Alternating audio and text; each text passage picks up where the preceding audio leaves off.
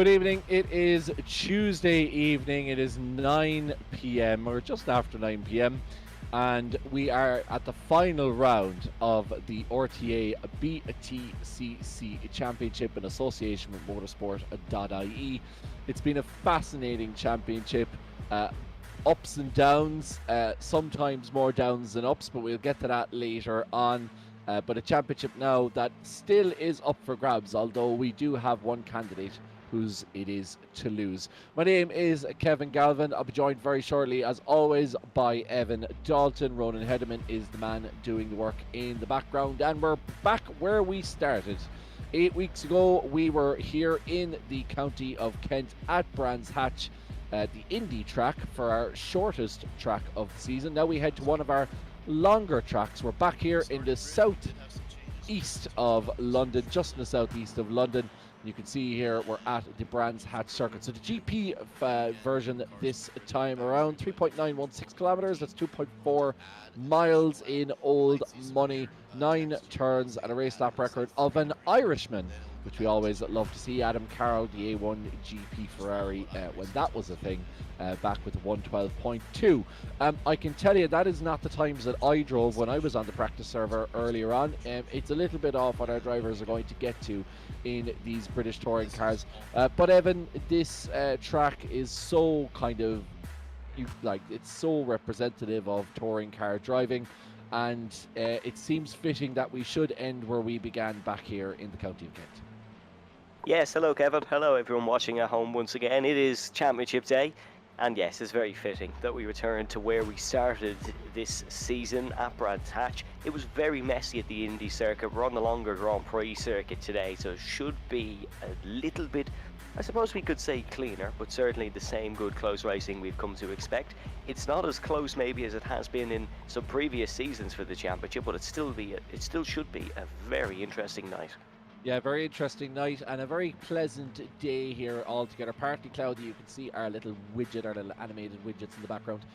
20 degrees air temperature, 34 degrees track temp, which is around the same that we had last week for the last round. So kind of similar conditions for these drivers. They're still, Evan, talking to them, really struggling.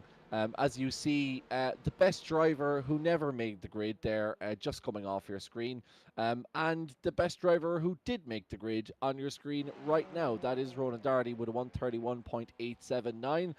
You can see my own name there. I went out in the track earlier on, and I did manage to beat 2 of our league competitors. So I'm pretty pleased with that, Evan, I have to say. Yeah, it's a good effort. I, of course, famously beat Jordan Kelly in 1-1, and there was definitely nothing, or there's definitely no information that is not being disclosed in that sentence. So, you know, the commentators are doing decent here in RTA, and I think if we put a commentary team together, we do quite well. Apart from the fact, of course, that I don't have iRacing and you barely have the time to race iRacing, I think we do quite well. But in the more important matters, you say Ronan Doherty is the top driver. He is the top driver in the championship until we add drop rounds. And of course, we've mentioned drop rounds for the last 7 weeks. Your drop round basically is your least scoring round that you didn't pick up a penalty. And that makes the championship very interesting. But before we get into that whole malarkey, Ronan Doherty is your championship leader and Oscar Mangan in second place. Dylan McClemens only 6 points behind Mangan in third. Brandon McCaughan in fourth. Robbie Callahan in fifth. And Wayne Douglas in sixth. Dan Mould and Evan Walsh in seventh and eighth. Conor Amelia and Jordan Kelly ninth and 10th. But the interesting thing, Kevin, is that is not the reality of the situation coming into the championship finale. This is. Yeah, this is Oscar Mangan leading our championship. So Oscar using the drop rounds to his advantage, and with a 30-point gap, it's going to take something exceptional really for Oscar to be toppled from the top step. He's a dab hand at these cars. He's obviously, we've mentioned before, Ireland's top I-rated driver, but he's a dab hand, particularly in the TCR, so it's no surprise that Mangan's top of the table. But the door's still open for Ronan Doherty, and then when you go down to Dylan McClemens, Robbie Callahan and Brandon McGahan, there's a nice little fight there as well. Less than 30 points between third, fourth and fifth. So more open than we'd have expected in the past, Evan, but still and all, with 3 races over the course of this evening, still an opportunity for Ronan to potentially mount a exceptionally late championship push. Yes, and a very interesting point I want to bring up is you saw on our graphic before this that Ronan Doherty has 30 points of penalties this season. He's 30 points behind Oscar Mangan. If he hadn't have picked up those penalties, he could be in with a fighting chance here. Obviously, Oscar's picked up 15 of himself, so you can get into all your sort of hypotheticals there, but if he hadn't picked up those penalties, he'd have a much better opportunity coming into tonight. But the thing here is, one bad race for Oscar, and this is blown wide open. Ronan Doherty had an unbelievable comeback in the finale last season, winning 2 races and ending up tied on points with Jason Smith, losing on countback. So we know he has the skills and he has the determination to fight back late on, but he's doing it against, as you said, Kevin, the #1 iRacer driver in this country. It's going to be very difficult. Yeah, it's going to be very difficult because it's not just Oscar's bare speed, but obviously his racecraft is what we've seen as well. And we'll have a quick look at the B Series. I do want to come back to the amount of penalties over the course of the season, and 2 drivers in particular with 45 penalties each, but we can talk about that in a second. In your B Championship, again, this doesn't account for drop rounds, if I'm right in saying, so things may be slightly different as we shift things around, but Simon Hutchings is gross top of the table with 139 points, followed closely by the Flying Scot, Finlay Melvin on 132, Dave Collier on 115, then David Prunty, Phil Upson, who I was faster than in the practice session, in 5th, so that would tell you where I should be, Evan, really, is my level, sort of top 5 in the B Championship. Then Jacob Hobbs in 6th, Andrew Murphy in 7th, Emma Dempsey with 39 points and 30 penalty points. So obviously she'd be on a fantastic number if penalties weren't applied there. And then Simon Wall followed by Nathan Sweeney. I think Nathan, this is the first time I've seen Nathan in plus points. So overall it's been good for Nathan, I think, in fairness to him. It is the first time he has been in plus points. So he made a point to bring that up after the race last week as well, that he was delighted that he's not in the minus figures. Yeah, nobody wants to finish with a minus. Simon Hutchins on 130, then Finlay Melvin 125, and Dave Collier 110. So those are the guys you want to watch out for. And the great thing, Evan, and we talked about this before, is having a B Championship. It means that, like, we've spent so much of this season following the likes of Oscar and, you know, Sean McClemens and Ronan and, you know, etc., etc. Well, maybe a little bit more out of just making sure he's not doing anything stupid more than anything else. Jordan Kelly and the likes. But I actually think we're going to spend most of our time watching the battle between Hutchings and Melvin tonight, because the B Championship is bang up to play for this evening, I think. Yeah, and I have to say, coming into tonight, Finlay has shown good pace. Yes, he's the meat in the sandwich of the championship competitors, but he's shown good pace the last few weeks. He was quite good at Knockhill despite everything else that happened.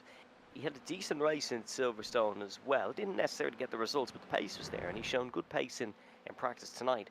We are 4 minutes into qualifying. Ronan Doherty is currently top of the order. Finlay Melvin is leading the B Series order. And you can see the bottom right-hand corner of your screen. Oh, wow, we have a picture-in-picture now. We're getting very fancy here on Gantry TV. Kevin, you wanted to talk about penalties, and as we can see on screen, quite a few of them. Yeah, 2 guys who are 45 penalties and aren't racing tonight. Now, I missed last week. I had a family occasion that went slightly over time, unfortunately, which meant I wasn't able to get back in time.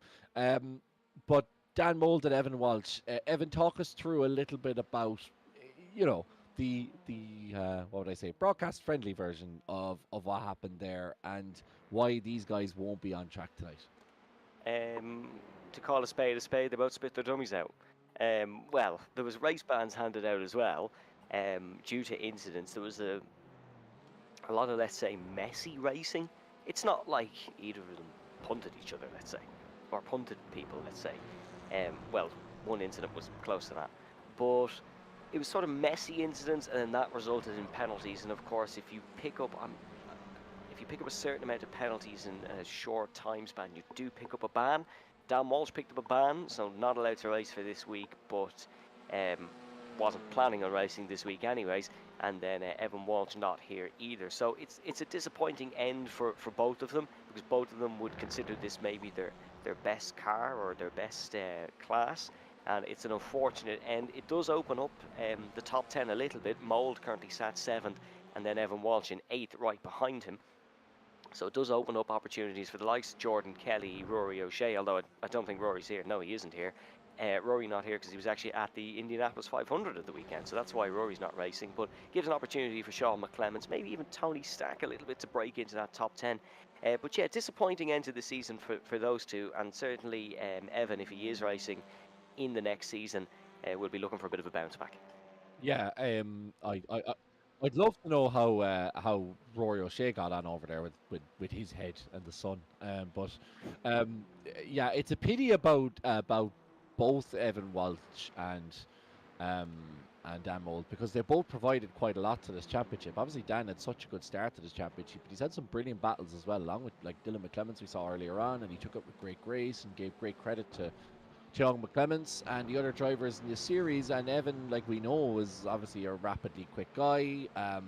Very, very, he's a favourite at Mondello, and we were kind of hoping for him to come back for a while. So it's a pity that it's kind of ended up like this. But look, racing, the thing about it is people get annoyed and tensions get high, and people spit out their dummies. I can say that myself because I spat out my dummy last Saturday during our endurance race and wrote a big whiny message on our Discord, which Ronan can attest to.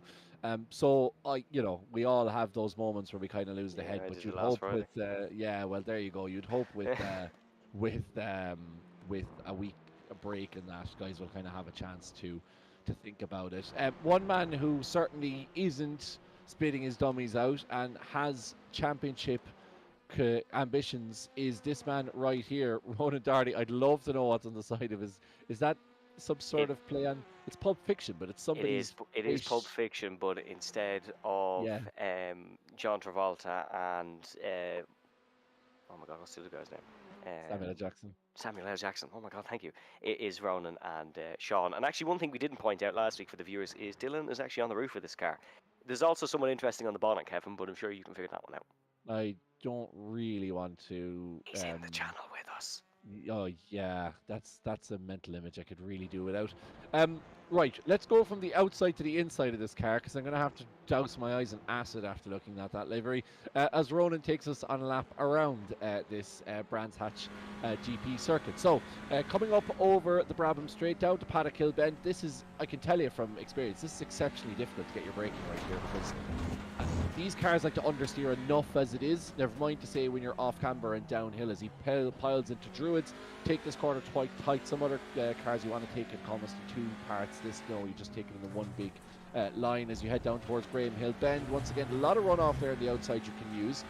More than you think as you head down towards Surtees. This again, for myself, I just see a corner and I immediately want to get in as tight to the corner as possibly can. You don't want to do that. You want to hit it late on the apex, which is exactly what Ronan's done here.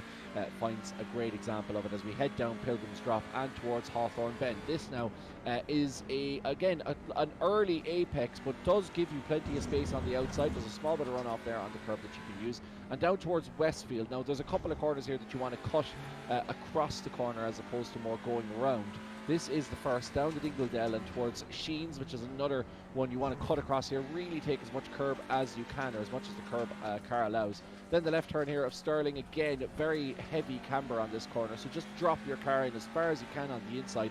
Use that camber to bring that Veloster around as you get down towards the Clark curve.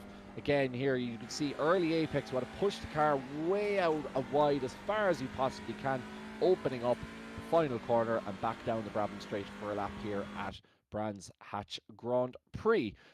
That's, I would say, Evan, is probably my best track guide of the year, purely based on the fact that I butchered all of those corners in the last 45 minutes. So, Ronan, if you'd shown it on board of me, I'd show you how not to do it. Ronan very much showing us how to do it. Yeah, That's me now. Yeah, there's me doing it. This is, yeah. You see, you just want to push the car out as wide as you possibly can. So you don't want to do what Sean McClemens did there. What Sean did was go out too wide, and then you see, I just timed that perfectly there, as you can see. Just keeping the car out wide, opening up the corner for the next lap, and really, I think a nice little bit of mind games there on Wee McClemens, who ended up following me out wide and completely lost the head and decided to pin it into the barrier. So see, Evan, it's a great example of why I could be a potential outside. See, look, there no Oscar Mangan. See, Oscar, you shouldn't be doing that. Like, Oscar's gone too wide there. Like, watch some of my videos. I'll show you how to get through that corner. But yeah, enough of my rubbish talk. Oscar He's is just gone top of the. quickest. He's gone quickest with that lap with a 1:31.8. So yeah, I think that tells you all you need to know about my motorsport pedigree. Let's get Kevin in the next season then. We'll have to get our good colleague Kieran back from near Brands Hatch with us so Kevin can enter the next season of RTA, which I'm delighted to say is going to be the IndyCars. As an IndyCar fanboy of the last 5 or so years, I can't wait personally. I think a lot of the drivers definitely can wait, but it should be a good season nonetheless.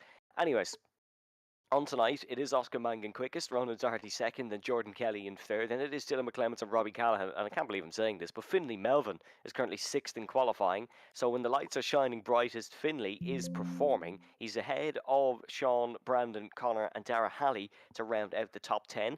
Speaking of those on good form, Dara Halley is certainly one of them. He's got 6 top 10 so far this season, but 3 of them have come in the last 2 weeks, with 2 of them coming last week. So Dara Halley has certainly picked up his form a little bit as he gets more used to this TCR car, and he'll be looking for a good result tonight as he just pulls out of the way of Dylan McClements. Yeah, it is a great opportunity for him tonight. It's not been the easiest of championships for Dara. Caught up in a lot of incidents over the course of the season, so he'll be hoping to try and claw back some ground. But yeah, for Finlay Melvin, a real opportunity, as you say. What an opportunity now for Melvin, and a huge opportunity for the number 4 car to potentially start pulling away already. If he gets, you could see the distance between himself and I'm trying to see Simon Hutchings, who's in P11. Like if things finish like this, that's already a significant distance in terms of the two of those guys heading into the last 2 races. So Finlay will be hoping that he can carry on. I don't think Simon, based on what I've just seen there, is going to go any faster. So I like this. It's a rest of the UK battle because we have Finlay from Scotland and Simon from Wales. So a bit of a Celtic battle here in the RTA B Championship series. Yeah, we usually bring up the Ulster Football Championship, but this is a Six Nations clash here, so a nice little change in sport for once, and Finlay versus Simon. Should be a good little tussle to round out the evening. In terms of those improving on laps, not a lot of green sectors along the bottom of your screen. Conor Melia with one, and that's the end of that very quickly because he is along the grass. Cheers for that, Conor. Jordan Kelly's just gone purple in the first sector, but not improving, and he's also backed off on his lap. This is going fantastically. Here comes Brandon McCaughton through the final corners. He's also had a wobble, but wasn't improving anyway, so at least that one hasn't made me look like a fool. Oscar Mangan was improving in the second sector. No improvements in third and fourth, but he's still pushing on, looking for another pole position this season. He's got 3 of them, or he's got 4 of them, I should say, so far. One, of course, around Brands Hatch to start the campaign, and he's now pulled into the pit lane, but still going to be on pole nonetheless. Yeah, I always wonder why guys pit practice given the format.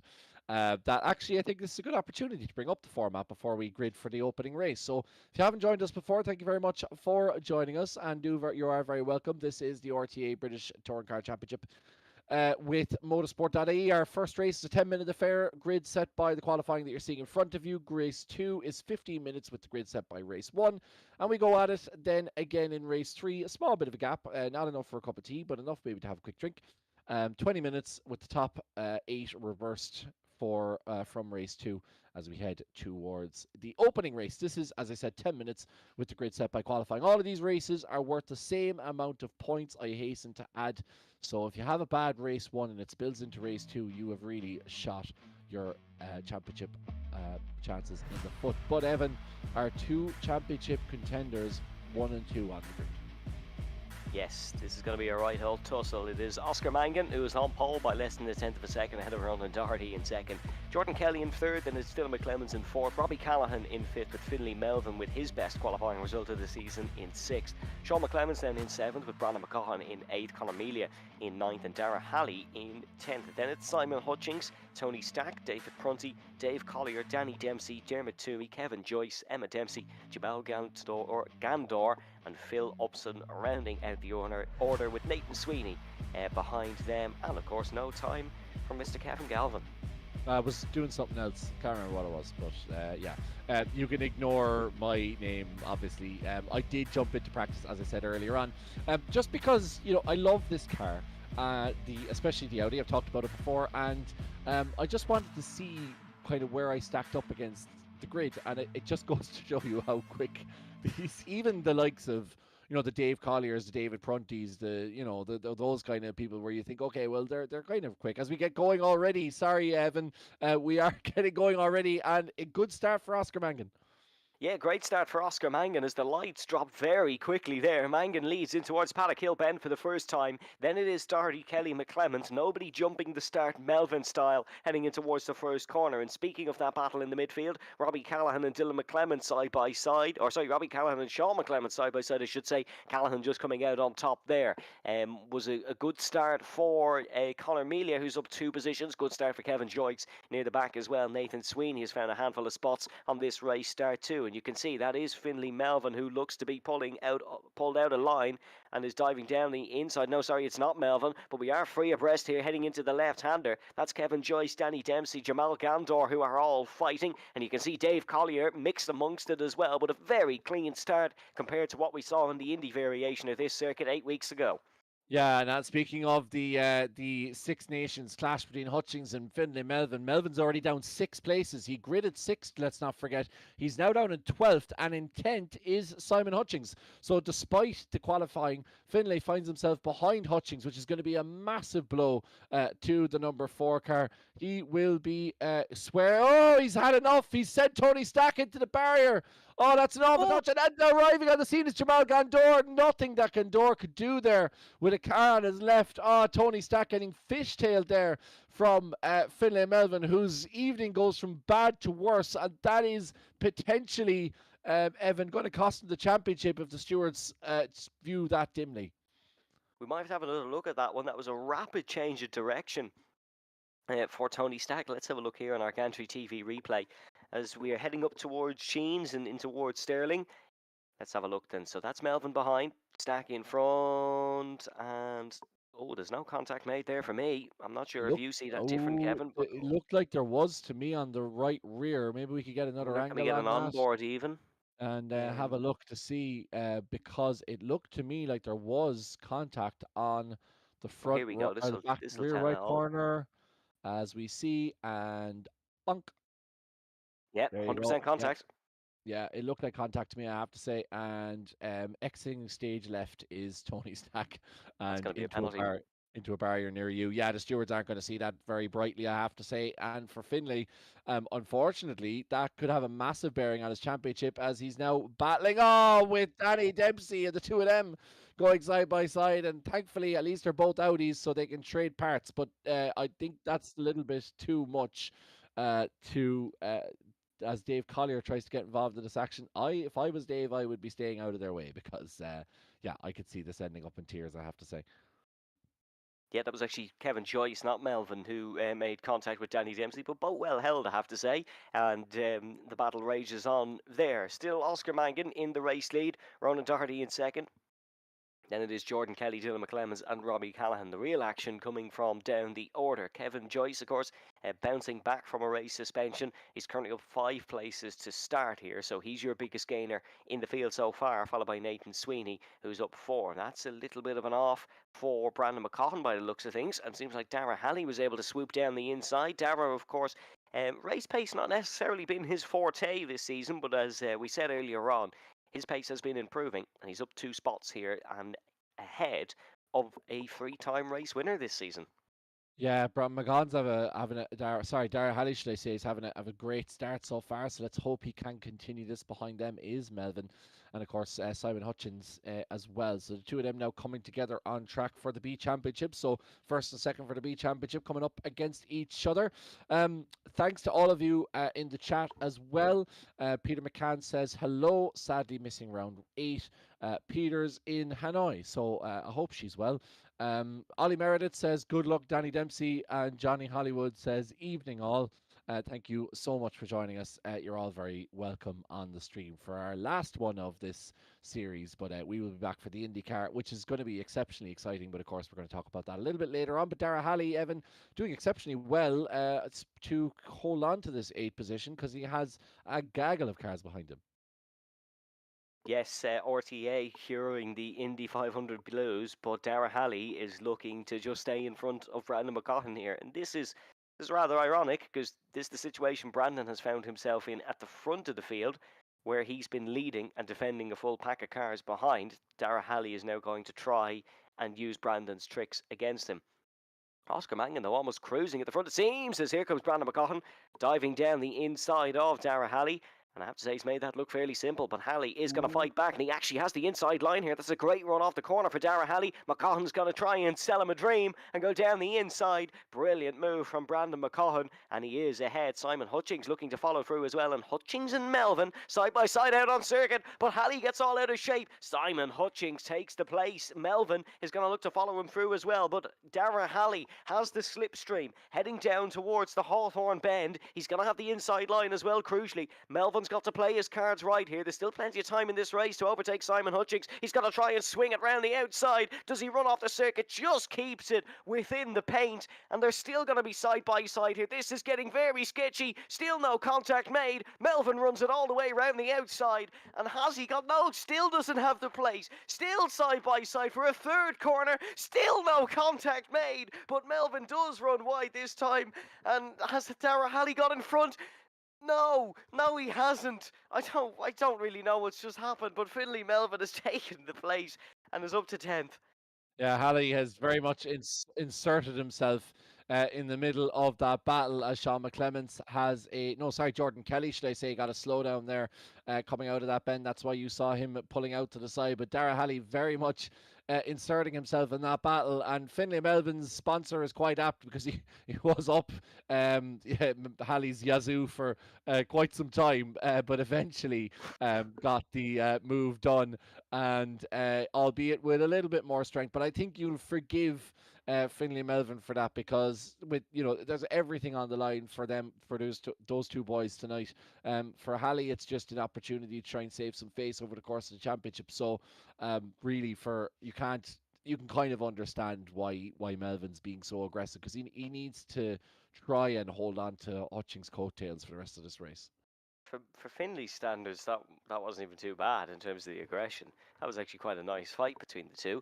But we're on board with Jordan Kelly here, who's right behind Robbie Callahan, and this is a little 4-car train developing. It is McClements leading, McClements rounding out the rear, and then Callahan and Kelly in between. So this could be very interesting for the final 2.5 minutes of this race. Dylan McClements will be looking to take a podium. Was only able to take the one podium last week. And of course, remember, no McClements brother has, or sorry, I should say neither of the McClements brothers have actually won a race this season. Usually they iron out that burden in the latter rounds, but it's not looking too possible tonight. Dylan McClements still on the rostrum as it stands. Yeah, it's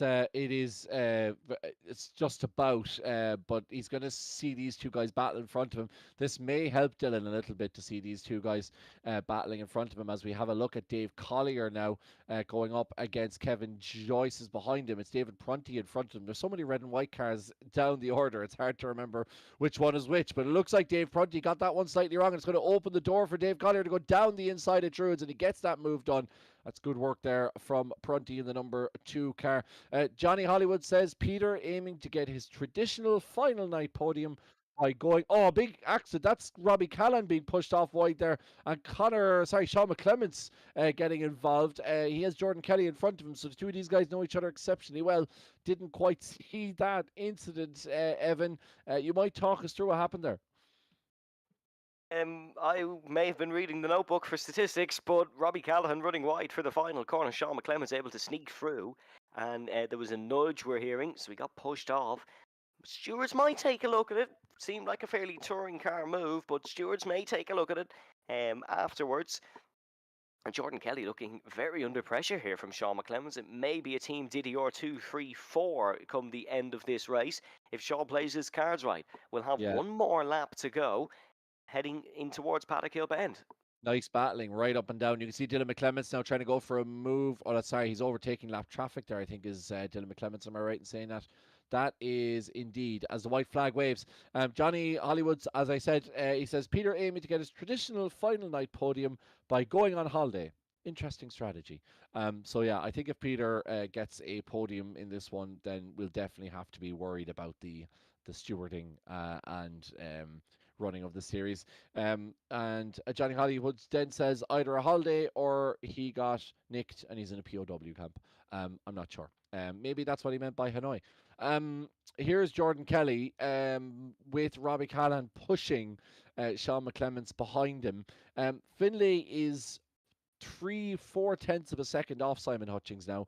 I wonder will he attempt to try and put a bit more pressure on the Welsh Dragon going into this final lap, but we shall see as Robbie Callahan gets past that lap car, who I believe is Tony Stack in the Team Whiskey car. Tony being the unfortunate victim of a early Finlay Melvin punt, if I dare say so. And it is Robbie now. So two tricolored cars, but in two very different positions. Obviously, you can decide for yourself which one is the right way around.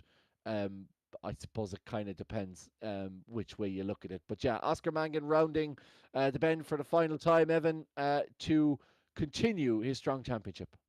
One hand on the trophy now for Oscar Mangan. Ronan Doherty comes home in second, 1.3 seconds behind. Could not take the fight to him here in heat number one. It is going to be Dylan McClements in third, then Jordan Kelly fourth, Sean fifth, Robbie Callahan in sixth, Conor Melia in seventh, Brandon McCaughan in eighth. Simon Hutchings takes a crucial ninth ahead of Finlay Melvin in 10th. And then there's a right old scrap here amongst Danny Dempsey, Dave Collier, Kevin Joyce, and David Prunty. And fair play to Danny Dempsey coming home in 12th, holding off those on the last lap. That is very, very impressive from the young man.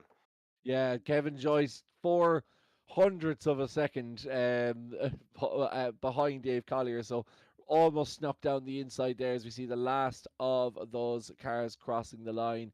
Jamal Gandor, fortunately, as we saw, got caught up in that incident with Tony Stack. And to be fair to Tony, he went back out on track, but Jamal decided to call it a day. So, Oscar Mangan, as you say, Evan, putting one hand on the trophy with a win in the opening round of round 8 of the Motorsport.ie RTA British Touring Car Championship. You can ignore the graphic above you. Yes, Mangan, your winner. Ronan Doherty in second. Then it is Dylan McClements, Jordan Kelly, Sean McClements, Robbie Callahan, Conor Melia, Brandon McCaughan, Simon Hutchings, Finlay Melvin, Dara Halley, Danny Dempsey, Dave Collier, Kevin Joyce, David Prunty, Emma Dempsey, Phil Upson, Nathan Sweeney, Dermot Toomey, Tony Stack. To round out the top 20 with, of course, Jamal Gandor in 21st. I'm quite good at, to be honest, that Peter McCann, and one of my favourite RTA statistics of Peter McCann getting a podium in the last 5 finales is now dead, but we'll talk more about that later because we're getting going racing very quickly once again, and the 5 red lights are on here in Brands Hatch, and we go racing for the second final time this season. Much better start from Ronan Doherty, it seems, this time, but still not able to get close to Oscar Mangan. Conor Melia is looking to challenge Robbie Callahan in towards the first corner, and he is down the inside here. Callahan's got to try and swing it round the outside, still side by side as they reach the next corner, as Dylan McClements and Jordan Kelly side by side as well. Good race start for Conor Melia. He is able to get past Robbie Callahan, and Callahan's been dumped on the outside here a little bit, now fighting with Brandon McCaughan for what seems like the 10 millionth time this season. McCaughans pushed wide onto the grass, and that's going to allow Dara Halley to sneak through. Yeah, Finlay Melvin once again losing out there. I think that was him going off-roading in the background of Paddock Hill Bend. He's now down 5 places from where he finished in 10th. Simon Hutchings is in that 10th position. He's down 1 place from where he finished in 9th. So for the B Championship, once again, Hutchings has the advantage heading into the opening lap of the second race. Yeah, Simon Hutchings with the advantage in the B Championship. Still McCaughan and Halley who are battling, and McCaughan defensive. Oh, is that Melia who's gone wide? Yes, it is. Conor Melia has gone wide and is on the grass, and Melia almost looking like he's gone round. Holds it nicely in the 56, but he's been dumped down the order significantly here. Currently sits in 14th, right behind David Prunty. So Melia is going to have to try and fight back here. That's a horrid start after a very promising start initially. Still Oscar Mangan in the lead of this race. 0.4 of a second separates himself and his championship rival Ronan Doherty. Yeah, it's nice and tight here as we get down on this battle there between Kevin Joyce and David Prunty. We saw it in the opening race.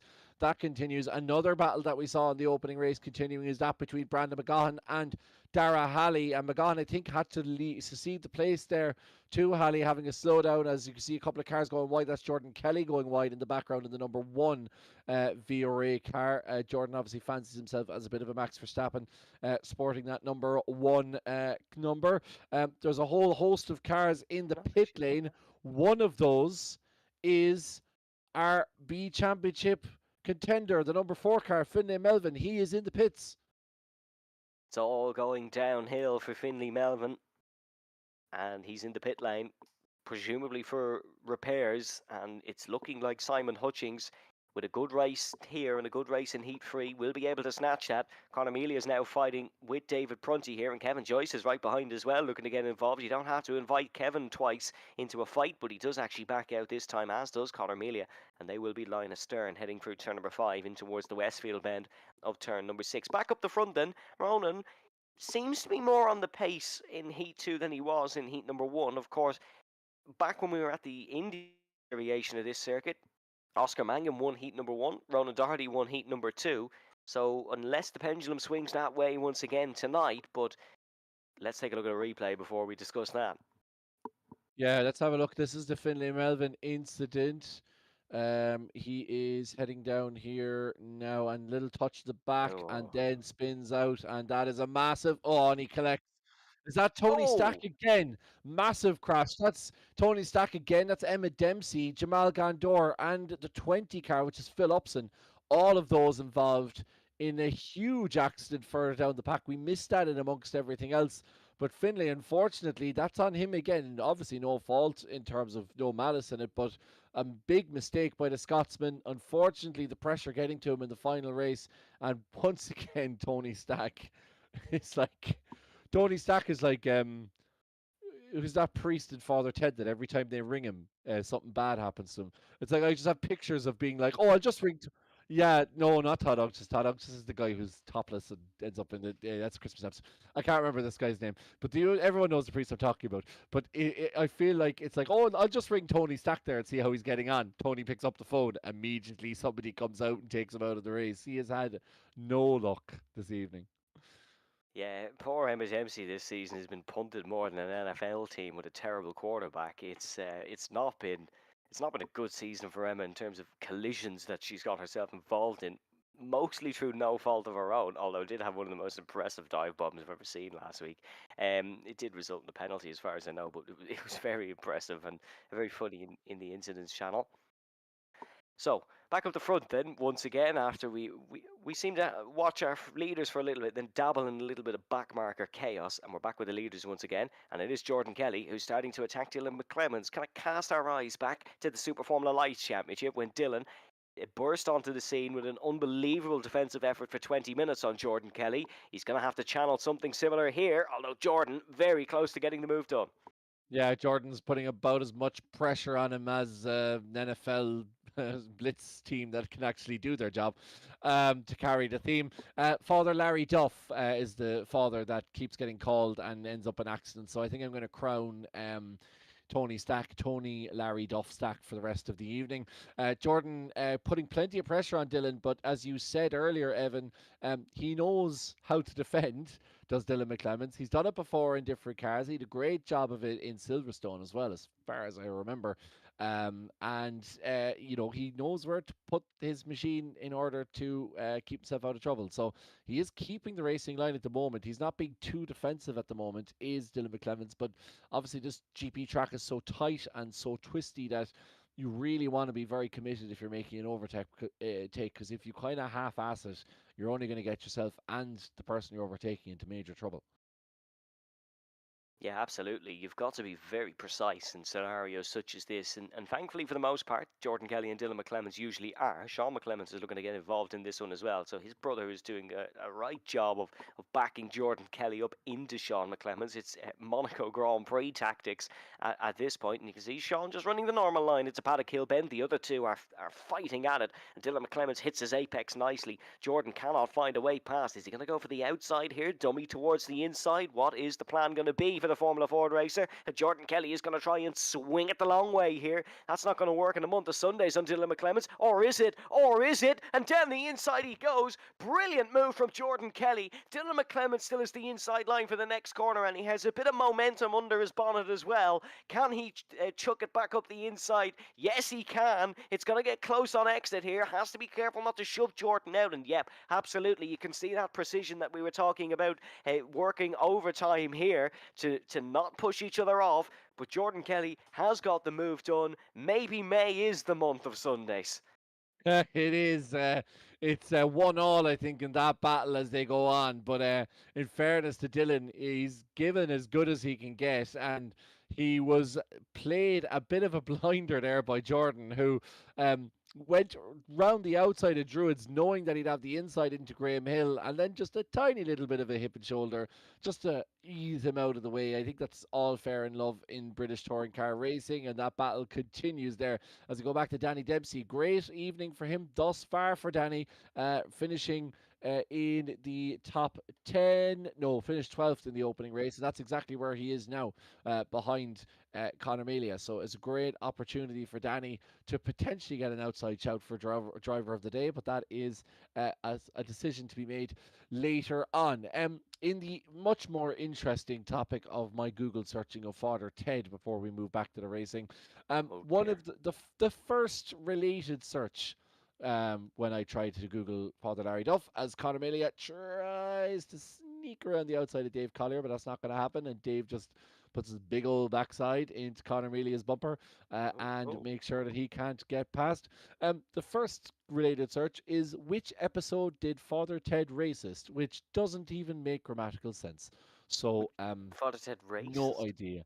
Yeah, it's, so it has to be that. I hear you're a racist now, Father. Yeah, It has to be that what clip, surely. what episode did Father Ted racist? Apparently, racist is now a verb in the eyes of Google. But in amongst all that, Conor Melia getting the job done on getting the job done on Dave Collier. Quite literally a random link, as it turns out. And Sean McClements now trying to get back up with his brother, who has overtaken Robbie Callahan. Now Jordan ahead of Dylan, but that does now allow Sean and Dylan to have a bit of a battle. And these two boys have had their battles, I imagine, over the year, both on track, in virtual, and indeed probably in the living room from time to time. So it'll be interesting to see how they do. Unfortunately, though, Robbie Callahan has other ideas, and a little touch of the right rear corner of Sean's black liveried number 19 car forces him out wide, which allows Dara Halley to go through. So Dara now in the top 6th place. Yeah, Dara Halley, dare I say, best performance of the season so far. He's going to crash and burn now that they've said that, but up until 9 minutes and 43 seconds, when that horrible commentator decided to give an opinion, as he always does, he was doing very well, and is ahead of Sean McClements. In terms of the B Championship as well, it's looking very good for Simon Hutchings, in a very comfortable 9th position, and setting good lap times as well. 33.4 on the last lap for Simon Hutchings. If we compare that to who he's actually competing against in the likes of Dave Collier, David Prunty, he is quicker. So doing well is Simon, but of course his big challenger was Finlay Melvin, who is pretty much down and out of this one. So comfortable for Simon, probably not stressing it too much. In terms of our other championship, Oscar Mangan, I think the win here would almost seal it. Yeah, I think pretty much Oscar has the second hand on the trophy with a win this evening, and a supremely confident drive again from Mangan in the Honda Civic. He has done exceptionally well in this championship, and I think it's telling that, there's a real lack of penalties there. Like, he's involved in one pretty bad incident, if memory serves, but apart from that, I think Oscar's been fairly clean all the way through this slightly controversial championship, I think it's fair to say. As Sean McClements goes into the pit lane, not sure what happened there with the number 19 car. Is it slow down? Is it a drive through? No, he's stopping. So seems to be potentially damaged. I'm sure we'll find out from Sean himself in time as to what happened there. But look at Dara Halley. He, not content with his 6th position, he's putting Robbie Callahan under all kinds of pressure with just over 3 minutes to go in this race.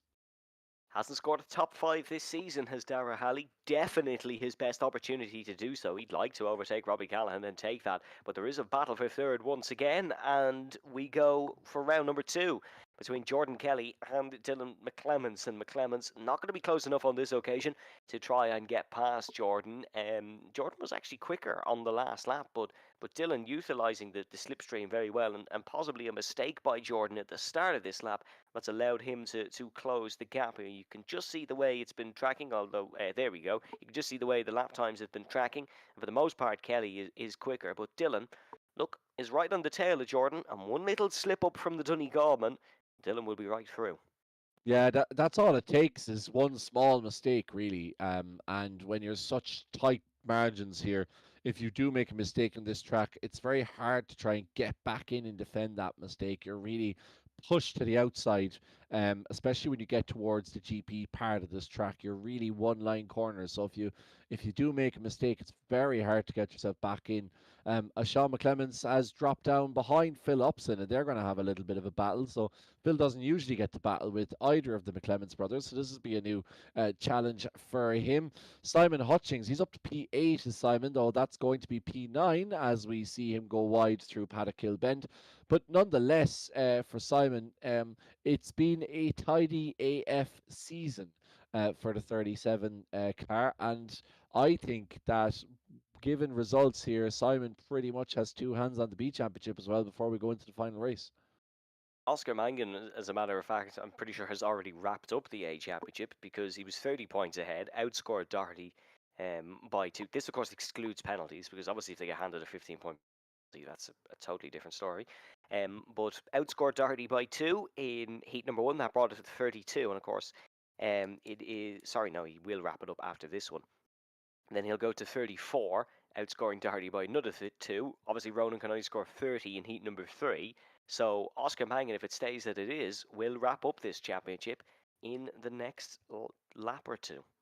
Yeah, and I think it's a fair result for Oscar, who's been really exceptionally consistent throughout this championship. There's a one or two races at most where I can remember Oscar being caught up in some difficulties, but obviously the other guys in this grid have been caught up in quite a few. I mean, Jordan had 15 points penalty or 50 penalties going into the second round after the opening round at Brands Hatch Indies. So he's been very good since then as Ronan, sorry, should I say, but the kind of the damage, those penalties can prove so costly in this championship. As Dylan McClemens, he's in fourth position, still trying to chase down Ronan Doherty, but I do think a little bit too little too late. You can see now the pace of Kelly is a little bit more than McClemens. And we saw earlier that lap by lap, generally Jordan was quicker over a lap. So Dylan trying to get back on track, but I do think that Jordan has the overall pace advantage. But of course, Evan, our last race will be a reverse grid as Oscar with a very, very rare mistake there in the 99 car, but thankfully has enough of a buffer for his point of view. But yeah, top 8 switch around. So Oscar, just a case of survival really at this point, and he should have the win. But Simon Hutchings, unfortunately, is ninth. If he can get ahead of Conor Melia, he would be in a superb position to round off his B Championship season.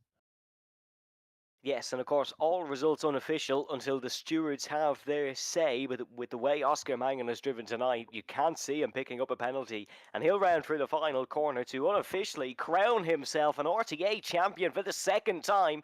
Won in the Mustangs, now he wins in the Motorsport.ie RTA British Touring Car Championship. Across the line, gap stands at 34 points between himself and Ronan Doherty behind.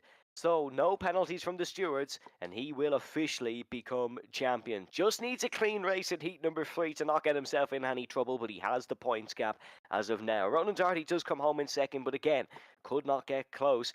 And in terms of our B Championship, Simon Hutchings with a very steady ninth.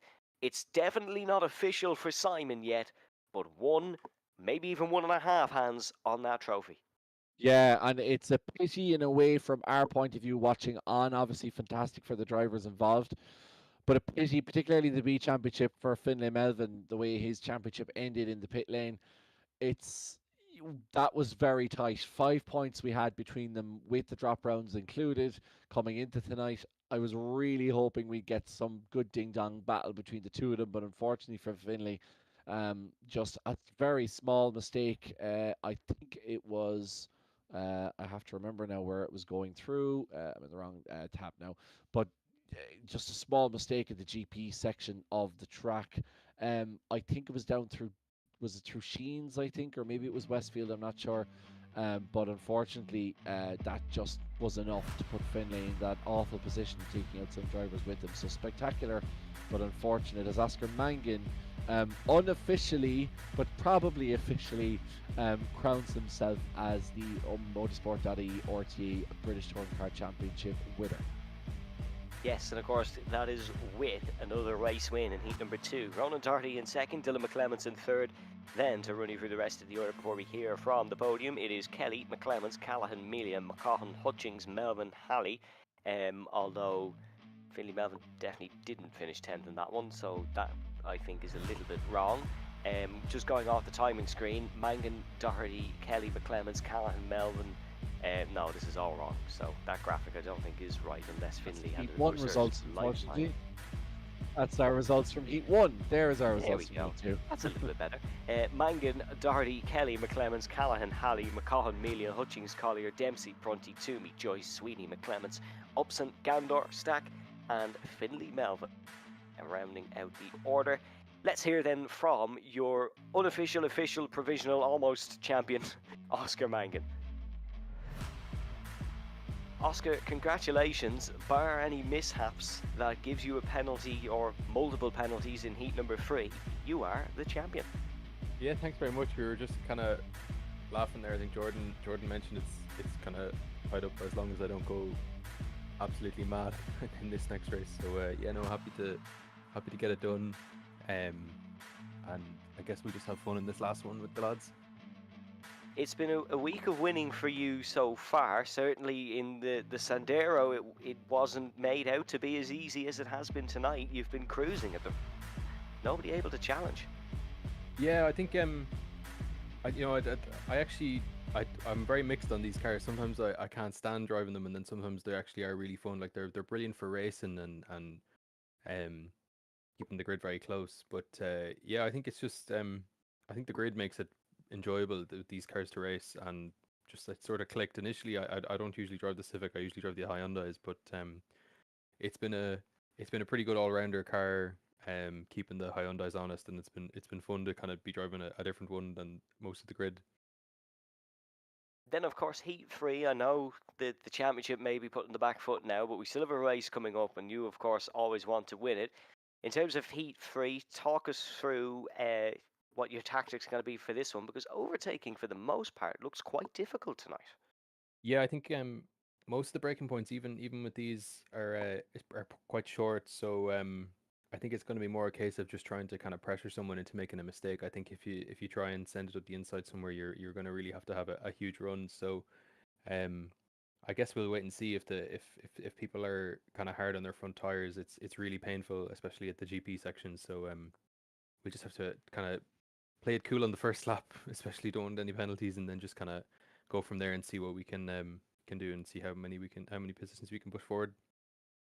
Oscar, thank you very much for joining us. Best of luck for heat number 3. Thanks, lads. And now over to reunite the two best friends, Ronan Doherty and Kevin Galvin. Yeah, we seem to be contractually obliged to talk once every Tuesday evening. Ronan, I think the championship, unfortunately, is done and dusted. For yourself, like you kind of, I think the first two races kind of explain why Oscar's just so quick and consistent in these cars. Yeah, he is, and fair play to him. It's over unless he goes full psychopath mode and gets like 4 penalties in the last race. But no, yeah, he just every lap, second last corner, I was struggling, and he was just pulling like a tenth and a half of me there every lap, and I wasn't making up for it anywhere else. So fair play to him. Yeah, he was on it. Any plans to try and get him to go psychopath? You know, any ways of getting under his skin? Any sort of ways to maybe see him lose the head? You know, I mean, not that we want to see him wreck the grid, but obviously that would be advantageous to you. I'm a nice guy, Kevin. I'm a nice guy. I'll let someone else wind him up. The jury's out on that. No, Ronan, I joke. Look, congratulations. Two second places. IndyCar. Before you go, very quickly, are in one word. Are you looking forward to Don't it? have time. Looking forward to it. But unfortunately, I don't have the car. So I don't think so anyway. So I don't have any experience with it. But yeah, looking forward to it. That's a lot more than one word. But Ronan, nonetheless, thank you very much for joining us, and we'll speak to you soon. Cheers. Yeah, That there's reminded me of the Charles Barkley clip where he goes, 2 words, Steve Nash and Chris Paul must see TV. And they all go, that's not 2 words. And he goes, you didn't say 2 words. That reminds me of that. Sorry, that was a very nerdy reference for all watching at home. Very interesting you say the jury is out for Oscar Mangan, as he's actually on jury duty this week. So there's a little tidbit for you all watching at home. Conor we Melia cannot say on pole which position. case, by the way. That is Oh, I not. don't know. Even for me, I Yeah, don't know that yeah, information. we're not allowed to say that. I'm good, We but I'm could not that good. actually potentially end up in court ourselves if we put that out, and I do not want my name put that out. So I'm going to The put that People disclaimer out versus there. Gantry TV. Yeah, the DPP versus Gantry TV. Right, Conor Melia leading this one. This should be interesting. Yeah, should be. Brandon McCaughan on the front row. Then it's Halley, Callaghan, McClemens, Kelly, Doherty, Mangan. In your reverse grid top 8, B Series leader and champion-elect Hutchings in 9th, and Collier, Dempsey and Prunty. Then it is Toomey, Joyce, Sweeney, Sean McClemens, Phillips and Jamari Andor, Tony Stack, Finley, Melvin and Emmett Dempsey, alongside Mr. Galvin on the back row. I was only just thinking. I really wish I gridded for this one, considering there's nothing left in the championship. I could just go in and have a laugh. Is it too late to still Um, grid? It's I don't too know late how it to works. boot up Fiora, I can tell you that much. But anyway, you'll have to do without me, unfortunately, as we see these guys kick off for the final time this season. As for the last time in the Motorsport.ie RTA British Touring Car Championship, we go racing, and great start for Robbie Callaghan. Good start from Brandon McCaughan off the front row. Remember, Brandon has won 2 Heat 3s so far this season. Almost won 3 in a row last week in Silverstone, so he'll be looking to make amends here in Brands Hatch as they all come flying in towards the left-hander. That is Jordan Kelly looking to go around the outside of Ronan Doherty, and he is going to pull off the same move that he pulled off on Ronan's cousin and teammate Dylan McClemens in heat number 2. Ronan just gets caught up behind Jordan Kelly. Oh, defensive weave from Kelly on his good friend Ronan Doherty, and Doherty has been left in the shadows. Yeah, unfortunately for Ronan, a disappointing day. But look, I suppose it doesn't really matter at this point for these guys. They're just going to go out and have a laugh. Not this man, unfortunately. He's not having any fun at all.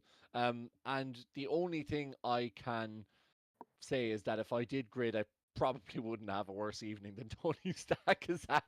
I think it's fair to say, but that's not necessarily also fault as Jordan slips down the inside of a very cheeky move there on Jordan Kelly as Oscar Mangan is behind him, and Oscar's just trying to stay out of trouble really, because he could potentially still throw away his championship if he was involved in anything, but I'm sure he's well used to that at this point. And behind him is Simon Hutchings. So we have our A championship winner followed by our B championship winner for the final race. So let's see how long they stay together. Brandon McCaughan behind Conor Melia, who's had a great opening lap as Conor. Oh, Danny Dempsey going down the inside of David Prunty, and that hasn't worked out at all.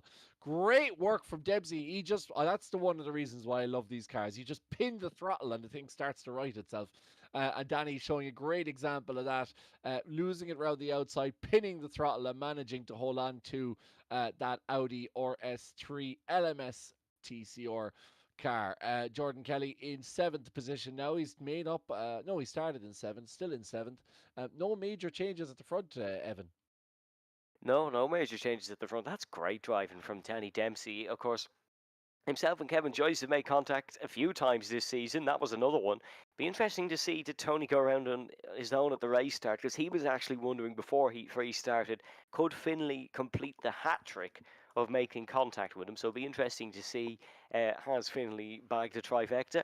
He is currently in 16th, still looking to try and challenge Simon Hutchings for the B Series Championship, and he's just got ahead of Dermot Toomey as we see a couple cars picking up some grass. But Conor Melia controlling the front here, fastest lap of the race on the last lap as expected, and has a 4/10 of a second lead over Brandon McCaughan. Doherty, Kelly, Mangan all struggling to make moves here, and it's as expected. Overtaking is quite difficult in this third heat. Yeah, it is very difficult, to be fair. It's it's actually surprising to see how much these guys are struggling to move to the front, but I suppose they're all fairly well matched pace wise. So barring a sort of an accident, it makes it very difficult. This man though will be somebody who harbours ambitions of moving his way back up to the front. Sean McClemens found himself way back after being in the pits last time around, but he'll be hoping to try and move back into the top 10 as soon as he can. Yeah, it's not a huge amount of overtaking this final race, but I suppose, Evan, like the battling, it's as Finlay Melvin once again goes. Oh no, sorry, that was Kevin Joyce earlier. So Finlay Melvin using the Kevin Joyce line through the Paddock Hill bend. Yeah, for a lot of these guys, just a case of enjoying the race. I imagine the driver chat would be good crack as well, as these lads enjoy the final one of the season before we take a week break and head stateside. Yeah, hopefully a little bit better than last week when they all wanted to slap the heads off each other. Hopefully a bit more fun this evening for the drivers. And of course, if for some reason the driver is watching the stream instead of racing tonight, we have our, of course, in-driver awards coming up afterwards. So that's usually a bit of fun, and you'll get to see the funny ones on the RTA website, of course, when they're published. But Dara Halley, third place on the podium. It's all boding to a big result for Dara Halley. Has he got work to do to achieve a podium? Yes, he's got some of the finest Irish sim racing talents parked up meters behind him, but he's going to give it a good go. And hopefully, for Dara Halley's sake, and for maybe all our sake at home as well, if you are a Dara Halley supporter, he can put up a fierce fight here for Robbie Callaghan, Dylan McClemens, Ronan Doherty, Jordan Kelly, and Oscar Mangan. Down or up, depending on your thoughts on it, towards Paddock Hills Bend we go. Conor Melia still in the race lead, almost side by side Ronan Doherty and Dylan McClemens, but Dylan McClemens not budging and letting Ronan through. Spa last season in the season finale, Team DDR worked to help Ronan Doherty. Now that the championship's gone, it is all elbows out between the family affair. Oh yeah, no hold barred here between the crew up in that direction. It is time to start thinking as well. Ronan put it in the chat, but start thinking about your driver of the day. And if Dara Halley continues on the run that he's on, as he goes wide, just as I say that, but if Dara Halley continues on the run that he's on, okay, hasn't crashed. We could potentially see him being given the driver of the day title. But who else on this grid, Evan, do you think has an outside chance of getting that title? As that's Brandon McGahan going very wide. But Dara not following him.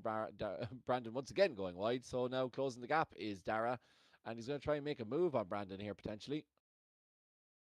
Oh, no, can't get it done. In terms of outside driver of the day chances, of course, you have to consider Simon Hutchings, B-Series leader, but I think Dara Halley is certainly the odds-on favourite for it as of now. This is getting chaotic. This is more what we were used to at Brands Hatch Indy. We're two abreast in towards the final corner at Brands Hatch. Not something you see very often. Jordan Kelly has PTSD, that's for sure. Robbie Callaghan looking to try fly around the outside towards Paddock Hill Bend. Halley has the inside. If he wants to keep the podium place, you gotta feel he's got to defend this spot. Callaghan swoops round the outside, gets it done. Can Ronan Doherty dive down the inside in towards the second corner here? He looks for it. He's sending it down the inside. It's inch perfect from the boy from Dunloy. What a move by Ronan Doherty. Halley fights back, uses Doherty's momentum to get alongside into the next left-hander. Callaghan's gone on a holiday at the corner. What a scrap between these two, and somehow Jordan Kelly emerges ahead of the Halfords car. Yeah, it's some scrap there. I thought Robbie Callaghan was going off to Sussex at one point there. I just exited the circuit, but managing to get back just in time before Surtees. Dara Halley doing really well there to avoid contact, and I don't know how Ronan managed to go from third down to seventh in such a short space of time. But unfortunately, Ronan Hederman's badly photoshopped face on a woman's body isn't giving him luck, you'll be surprised to know. Despite his best attempts to put off as many of the drivers as possible, Ronan can't seem to get it done. It's funny, the first ever race I commentated on, one of the first shots I saw was Ronan Hederman's face photoshopped on a car on the back of Jordan Kelly's car, and I think that was the BMW Championship, the M4 M8 Championship back in the day. Yeah, and that seems to be something that I just can't seem to get rid of. Now, look at this. Oscar Mangan and Ronan Doherty going at it. Oscar going around the outside of Dylan McClemens. He's not going to get it done, though. McClemens going to slip down the inside. He's going to hold on to that seventh position, but McClemens now going down for the inside for Druids, but he's not going to get there. He's actually slipping to the inside to try and defend from Oscar Mangan, but this is great racing here, Evan, in the final race. This is brilliant. This is brilliant. There goes Jordan Kelly. He's now visiting Robbie Callahan's holiday home, or the exit of that corner. This is brilliant. This is the drivers now. They are well used to these machines. They're well gelled into Brands Hatch now. It's the second time we visited, and they're giving us an unbelievable race here. And this is a product of what a fabulous season. Mangan looking for a non-existent inside here on Dylan McClemens. McClemens defends once again. Mangan's not going to be able to fly around the outside there. Just needs to hope Dylan drifts wide of his apex, which he doesn't. So Dylan McClemens will stay in front for the time being. And I have to say, Simon Hutchings, only 7/10 of a second behind Oscar Mangan here. Dylan holds up Oscar anymore. We could get an A champ versus B champ fight to round out the season. Yeah, wouldn't we love to see that? Those two boys going at it. Let's see Simon Hutchins seeing if he can make his way up to the A Championship. A quick question on that. Do B Championship winners automatically get promoted to the A Championship? Is it a bit like the yeah? So this is the sort of company that Simon's going to be finding himself in next year. So he better get used to it. Yeah, now the only thing is they did remove that for this season, but we'll see how the Indy cars go. If we have a big entry list, we might see the return of the old B Champ series, where of course it was if you win it, you can't come back. But Simon, I don't think really cares about next season as of now, just wants to seal the deal here. And this is not Simon Hutchings in a yellow machine. This is Jordan Kelly, who's right on the tail of Robbie Callahan as they are using every ounce of track limits that they've been given by the clerk of the course through that left-hander and just running way off the apex of the curb. Yeah, not ideal. Apex of the curve. That's not how you say that, but we'll ignore that. Yeah, it's fine. You're tired. It's been a long season.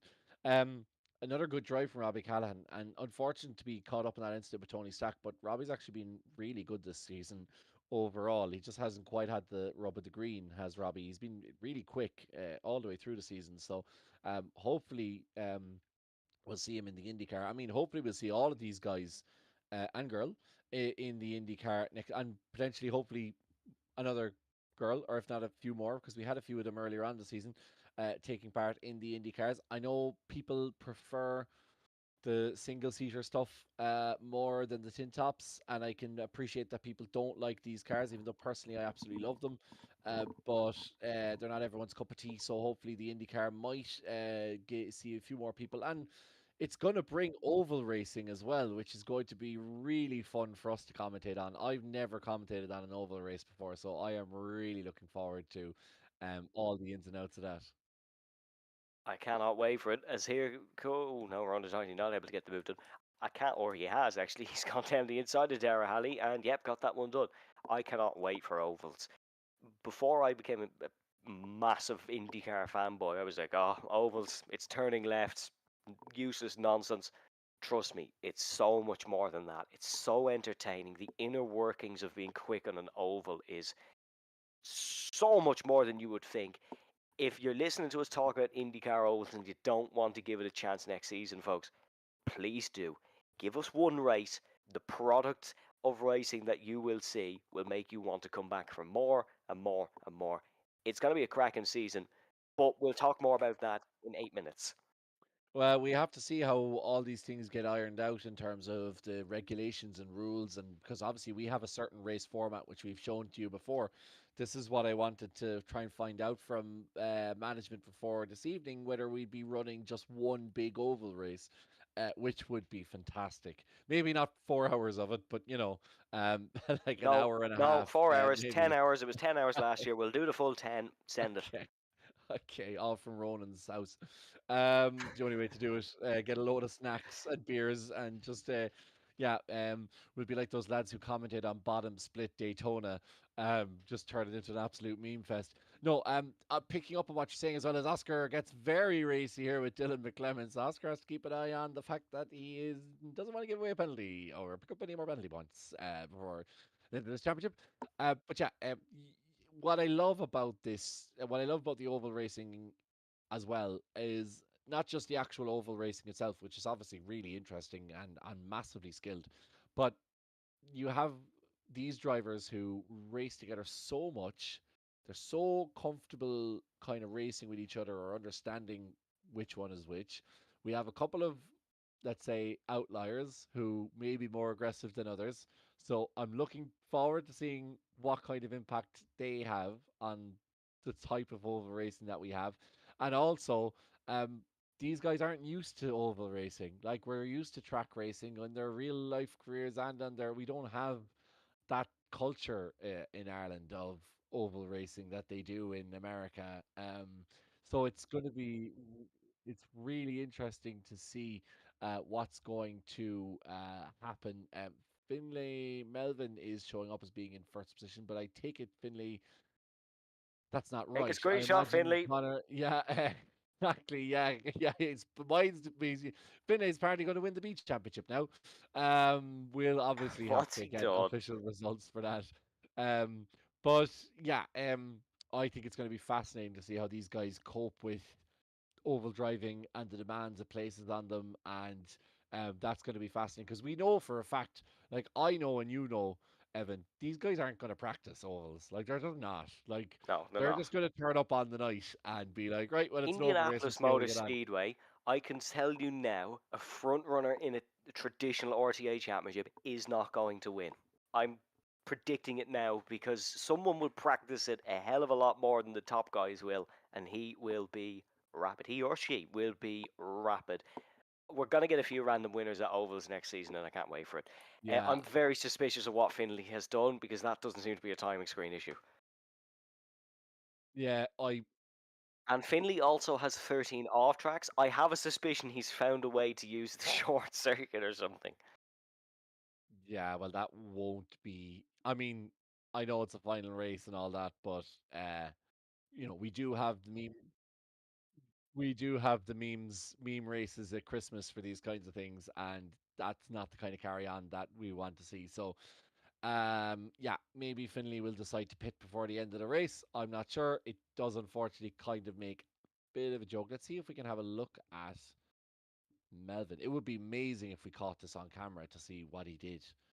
I I'm just very suspicious of those off tracks I and the would gap he has. absolutely love if Finlay he spun here and then went Yeah, that I way. knew it. I knew it. I knew it. I knew he did that. I 100% knew he did that. It was written in the stars. He's going to be disqualified. He's not going to get that win, but that is unbelievable. He's literally caught red-handed on stream. Oh, He Finlay. catches the save and just doesn't bother. Oh, oh, Finlay. Oh, what have you done, my Oh, son? thank the Lord Peter McCann isn't here because that wouldn't end pretty in the steward's room. There was going to be a hotel room in Hanoi. Going to be lifting, and not for the reasons that you may imagine. Because, yeah, that is no bueno from Finlay Melvin. I cannot believe we caught that on stream. I'm delighted with that. Yeah, Oh we my. need to. Who is stewarding? Maybe somebody can actually hang on. Evan, you go and carry on commentating, and I'm going to see if I can get this mess sorted out before the end of the race. Well, we've got a good battle. What a way to end the season.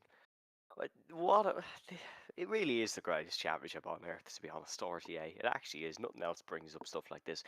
Conor Melia probably feels, oh, Finley's in the pits. He is in the Yeah, pits, I was so just he's gonna say sorting it out on his Finlay's on own. the pits now, so he should be okay. Yeah. That's fair enough, I suppose. He had a couple of laps in the limelight. He's got a little bit more screen time, and now he is into the pits. Still not the most embarrassing story I've heard about Finley the last few weeks, but we'll say no more. Conor Melia is in the race lead by 2.8 seconds here, and that is a genuine race lead, no corner cuts. Conor Melia is on for his first, not win of the season, podium of the season, in a very impressive performance here in Brands Hatch. Yeah, super work from Conor Melia to start first and to be still in first with the sort of drivers we have on display. Look at Dara Halley.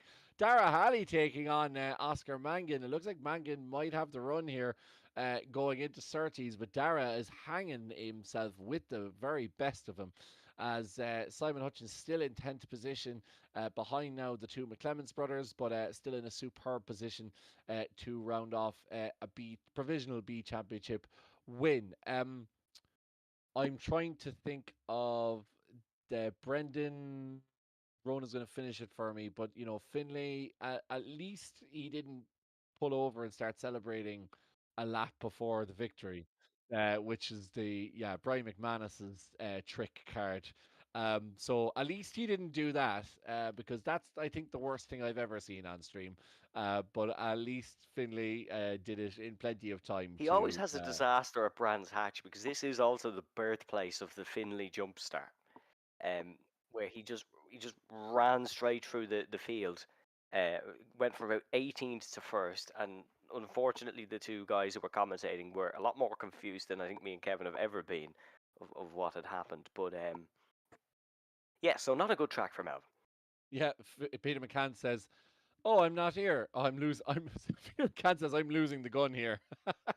Sorry, Peter. Danny I thought you'd gone away to enjoy your evening. As Danny crosses the line there, a good battle between himself and Diarmuid Toomey. Jamal says, pretty good Joker lap, which it is indeed. Yeah, thanks so much to Jamal as well for saying thank you a lot. Thanks so much for the awesome commentary all season, boys. See you in the IndyCars in 2 weeks' time. Thank you very much from Jamal. For you, Jamal, and I hope you are doing well in the fine country of the Lebanon, which my granddad spent some time in before on duty. So a little bit of a Galvin family history for you there. Speaking of wars and battles going on, here is Dara and Dylan giving us one final battle before the season finishes. But other than that, Evan, and other than obviously Finlay's antics, it's been a reasonably quiet final race from this lot.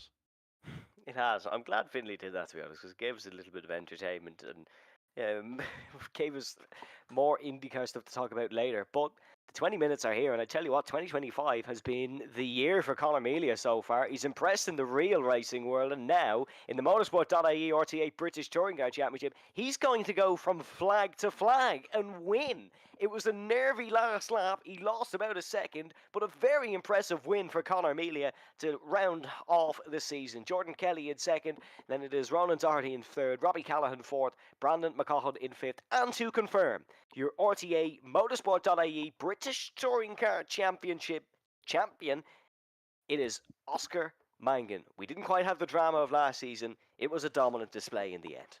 Yeah, superb drive from Mangan, and this final evening has really proved why. I said it to Ronan earlier, just absolute pure pace, racecraftsmanship, as Simon Hutchins is doing. It's not even a burnout, it's some sort of wacky wailing inflatable arm tube man celebration to celebrate his B championship win. But both Simon and Oscar deserved winners, and great to see Conor Melia as well coming across the line in first place. In fairness to him, it's been a really great performance on this final race, and as you said, his real racing is going exceptionally in 2025. Newfound confidence for Melia, so congratulations to him. But the biggest congratulations of all is for Oscar Mangan. Exceptionally quick in these cars, that we knew coming into the championship. But you never know what can happen in an RTA championship. And to be fair to Oscar, he's done a fantastic job staying out of trouble, staying on the podium steps, and winning his second RTA championship. Brilliant stuff from Oscar Mangan. But it is Conor Melia who is the star of the show in heat number 3, Jordan Kelly in second, Doherty in third, then Robbie Callaghan in fourth. Then it is Brandon McCaughan, Oscar Mangan, Darragh Halley, Dylan McClemens, Sean McClemens, Simon Hutchings, and then it is Dave Collier, David Prunty, Danny Dempsey, Diarmuid Toomey, Emma Dempsey, Nathan Sweeney, Phil Upson, Tony Stack, and Kevin Joyce, with your non-finishers, Finlay Melvin and Jamal Gandor. There was a lot of impressive performances tonight, and it really was a fabulous evening for racing. Let's have our podium interviews then. We're gonna switch it up a little bit. We're gonna go from third to first. That also does mean that unfortunately we are breaking the tradition of Kevin and Ronan interviews, but they've already had one tonight, so we may as well go for someone else. Let's speak first with third place man, Ronan Doherty. And before, Evan, you start with Ronan as we get an opportunity for Ronan to come and join us in the commentary booth. I just want to point out there's very much a split decision here in the commentary room about driver of the day between Dara Halley and Conor Melia. So cast your votes over the course of these interviews. If you haven't, even if you've already cast your vote, cast it again, and we'll count them up. And whoever wins will end up being crowned driver of the day. We're going to go full democracy here on Gantry TV for the final round of the season. So, Ronan, you're probably wondering why we've brought you in first, but you can pretend like you've won if you'd like. Podium to round out the season, but ultimately it is another runner-up place in the championship. What's the feelings there? It is what it is. Like I'm happy enough. Just come on for a bit of crack, like, and then if you do well, you do well. Just and the tin tops, my last like 2 seasons when I've been really good, the Mustangs and this Oscar's shown up, and yeah, he's just better. He's just better. He just has that little edge, to be honest. So, no, I had a fun season, and it was definitely sort of a change the way you race and stuff, and you had to adapt to that. But yeah, no, like, I'm happy enough. I finished the closest to Oscar, so. Is it something you'd like to do again in RTA? More British touring car maybe in the future? Because I know there's a bit of a mixed bag in terms of people who love it and people who hate it. Yeah, well, I mean, I don't personally. I just don't enjoy driving front wheel drive stuff. Just personally, I like the single seaters and stuff anyway. And if it is a 10 top, I like it. Something with a lot of power and real rear wheel drive. But yeah, I think when it comes around in time, again, in terms of if there's a big enough gap, like I wouldn't want to go straight back into it in a few seasons. You know what I mean? Then I know we briefly spoke to you about the next season in the Indy cars. One thing we were talking about during Heat 3 when it got a little bit dull is the prospect of oval racing. Talk to us about your thoughts on that because I'm very interested to hear. Yeah, I've done absolutely no oval racing of the single seaters and iRacing. I watch Indy 500 and stuff like that, but yeah, I'd be pretty blind going into it, to be honest. And it could definitely make for an interesting round. Maybe a bit of the field switches up. Some of the guys are more familiar with that, and the racing's good too. And maybe run a longer race if there's something like an Indy 500, a mini Indy 500. We can have pit stops and stuff like that. Yes. It could make for an interesting night. So yeah, no, I'm looking forward to it. Oh yes.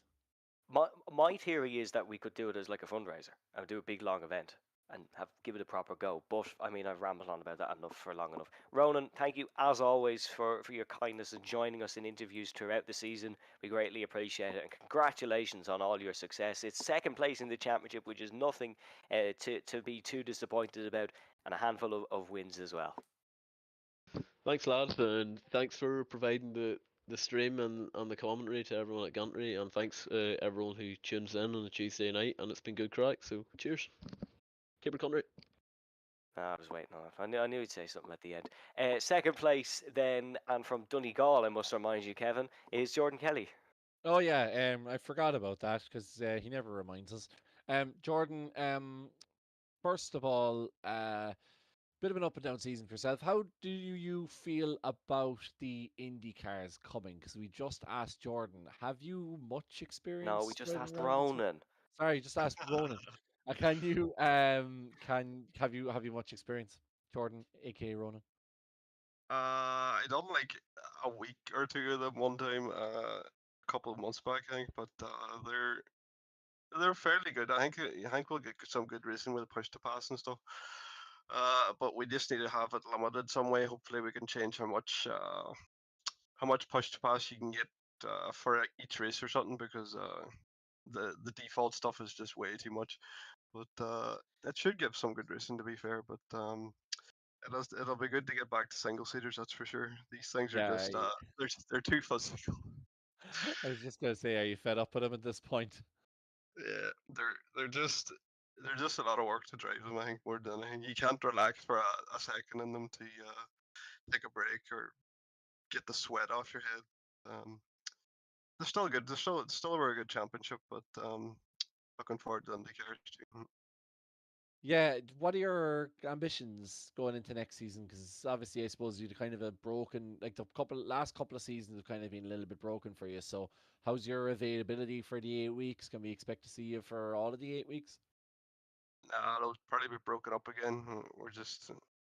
We just travel too much for work and stuff, so it's just unfortunate. But we'll try to get as many as we can when we're home, anyways. But I'll be on every night, keeping an eye on everybody, anyways. That's the main thing.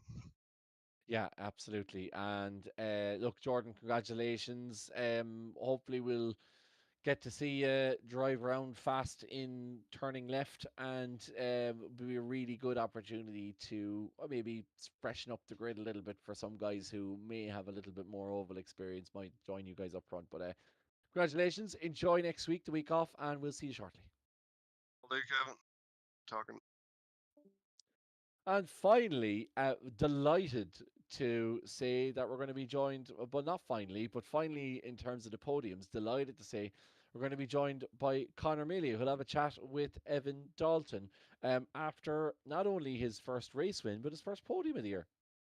Yeah, Connor, congratulations. That was absolutely phenomenal. A race win from start to finish, first podium. You beat the Garage 61 fastest lap as well, I just saw. And all in all, rounding out the season perfectly. Yeah, I'm shocked to be honest. I was not expecting to be talking to you at all this season. It only took me exactly the amount of races that there were to learn how to drive this car. Apparently, yeah, no, but it's just that went really well. I couldn't believe the gap I had pulled. I think Brandon was having issues through the seconds of the fast right-handers a few times. I saw he dropped back a fair bit there. And then yeah, I had enough of a gap to Jordan once he got by. Luckily enough. It seems like 2025 is really treating your real racing and virtual racing career quite nicely. I know I can't remember who made the joke, but someone made the joke that there'll be no room for trophies left in your sim room. But I think this one might be cherished.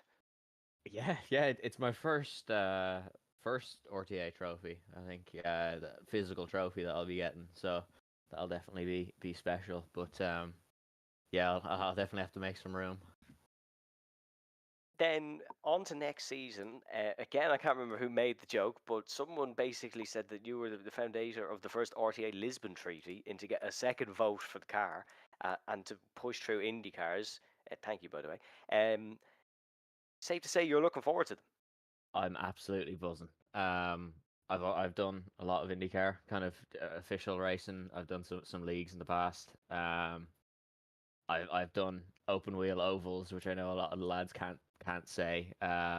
So I'm hoping to be talking to you a lot more next season than I was this season, and hopefully need to make more space on the shelf.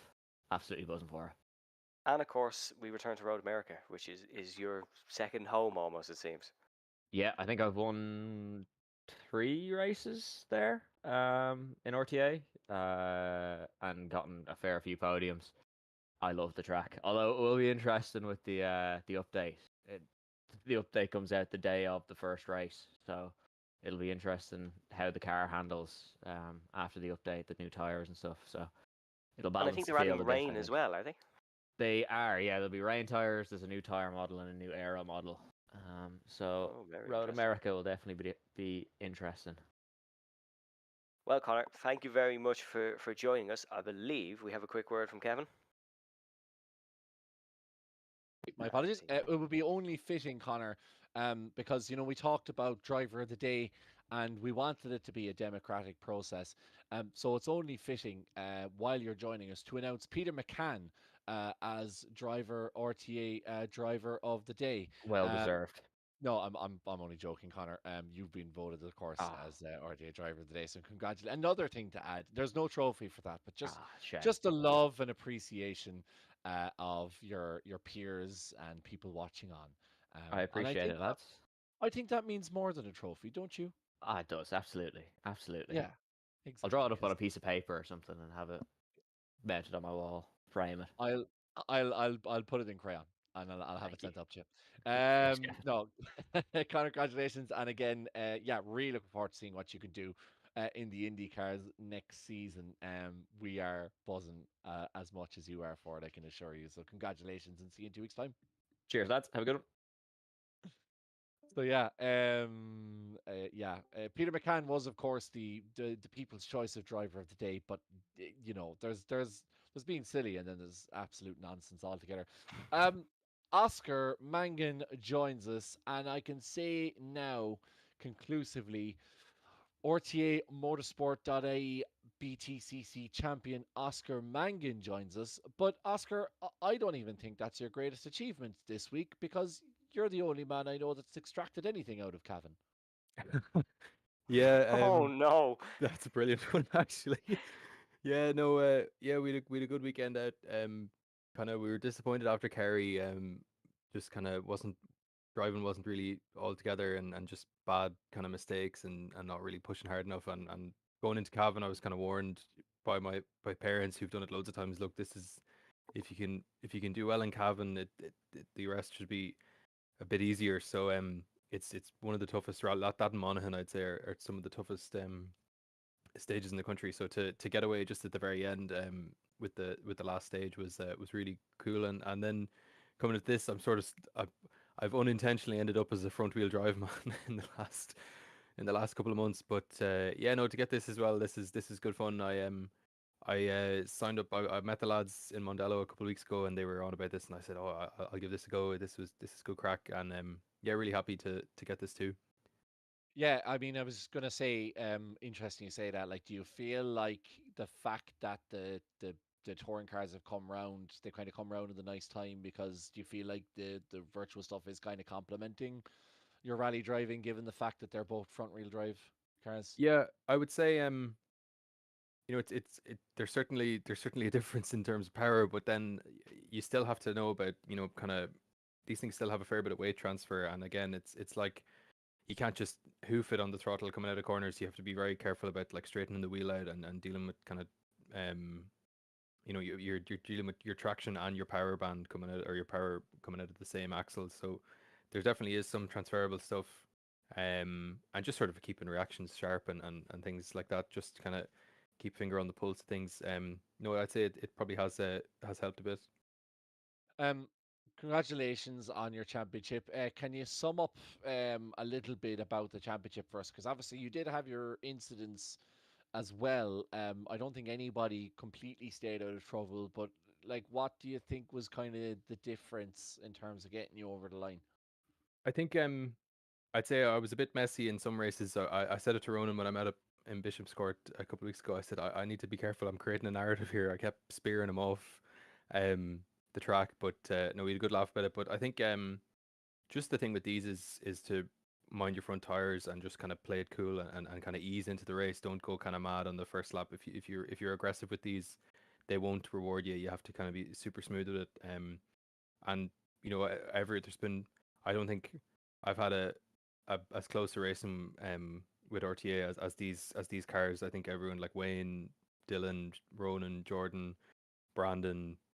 I'm drawing a blank, but there's at least, there was 9 or 10 drivers every time the reverse grid was coming up. It was no easy feat to get through. Everyone was close on pace, and the racing was fantastic. So I think I'm happy to get this done, and I think it's a testament to the RTA group, like that every week. It's a close field, and you don't know really what to expect, but it's still very competitive and really good.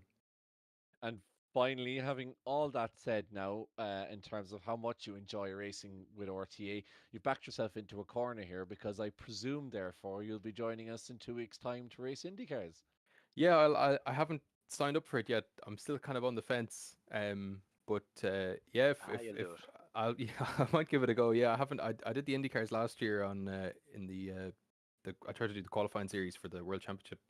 Um, and that wasn't fun staying up till 3 in the morning to race. So to have a IndyCar series that's at a normal time would actually be a welcome thing to do. So yeah, I'll have a think about it, and sure we'll see if I appear on the grid round one.